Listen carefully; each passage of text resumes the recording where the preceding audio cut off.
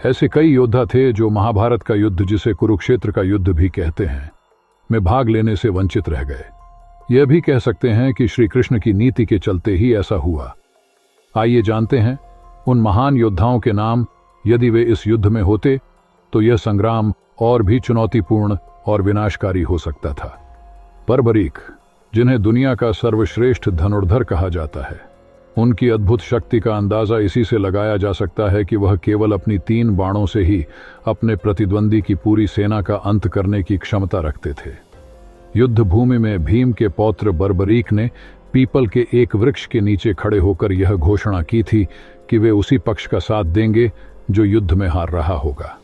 उनकी इस अद्वितीय प्रतिज्ञा ने भगवान श्री कृष्ण को भी चिंतित कर दिया, क्योंकि इसका प्रभाव महाभारत के परिणाम पर सीधा पड़ सकता था।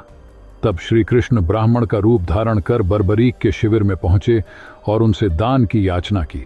जब बर्बरीक ने पूछा, मांगो ब्राह्मण, आपको क्या चाहिए, तब श्री कृष्ण ने कहा, मुझे तुम्हारा शीश चाहिए। इस पर बर्बरीक ने स्वेच्छा से अपने शीश का दान श्री कृष्ण को कर दिया, ताकि उनके पितामह पांडव इस युद्ध में विजय प्राप्त कर सकें। बर्बरीक के इस अद्वितीय बलिदान से श्री कृष्ण इतने प्रभावित हुए कि उन्होंने उन्हें वरदान दिया कि कलयुग में वे श्री कृष्ण के नाम से पूजित होंगे।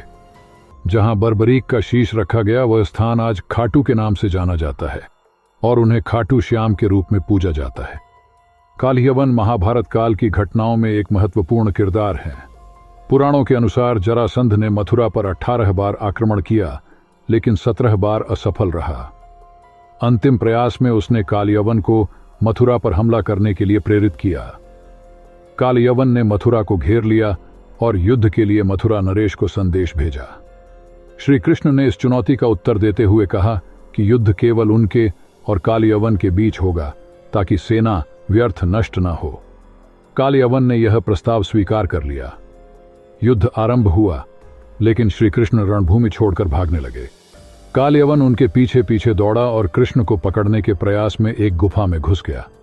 गुफा के भीतर कालयवन ने एक मनुष्य को सोते हुए देखा और उसे श्री कृष्ण समझकर लात मार दी।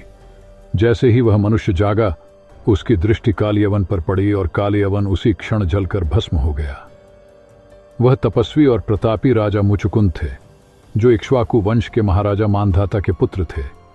राजा मुचुकुंद को इंद्र द्वारा वरदान प्राप्त था कि उनकी नींद में कोई भी खलल डालेगा तो उस पर दृष्टि पड़ते ही वह उसी क्षण नष्ट हो जाएगा।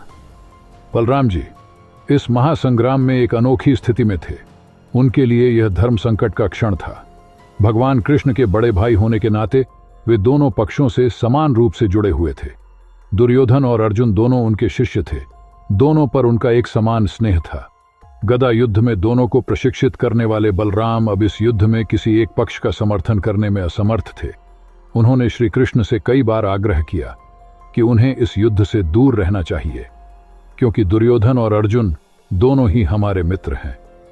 शिविर में दुर्योधन से चर्चा करते हुए बलराम ने स्पष्ट किया कि वे उस पक्ष के विरोध में नहीं जा सकते जहां श्री कृष्ण स्वयं हों। बलराम को इन दोनों कुरुवंशियों को युद्ध में एक दूसरे के प्राण लेते देखना स्वीकार्य नहीं था। इस धर्म संकट से बचने के लिए उन्होंने तीर्थ यात्रा पर जाने का निर्णय लिया।